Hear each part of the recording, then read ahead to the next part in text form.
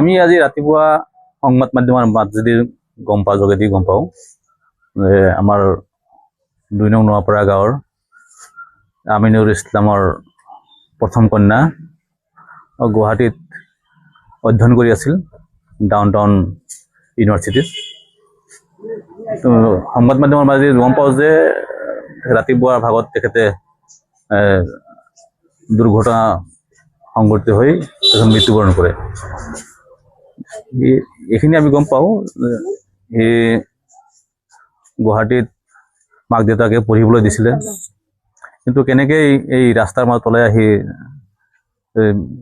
দুৰ্ঘটনাত পতিত হ'ল, এতিয়া পুলিচে ইনভেষ্টিগেশ্যন কৰি আছে, আৰু বাকীখিনি আমি পিছলৈকে আমি গম পাম। ইউনিভাৰ্চিটিৰ হোষ্টেলত আছিল নে কেনেকৈ? এই ইউনিভাৰ্চিটিত হোষ্টেলত থকা বুলি আমি গম পাইছোঁ। আমি এতিয়া মা দেউতা আছে তেখেত CRPF কৰ্মৰত মণিপুৰত আছে, কিন্তু মাটো বৰ্তমান অসুস্থ হৈ আছে। আমি সঠিককৈ এতিয়া গম পোৱা নাই এতিয়া এংগেজ হৈ আছিল নাই ইউনিভাৰ্চিটি হোষ্টেলত আছিল নাইবা আপোনাৰ ব্যক্তিগত আপোনাৰ লজতে আছিল। সেইখিনি আমি এতিয়া সঠিককৈ ক'ব পৰা নাই।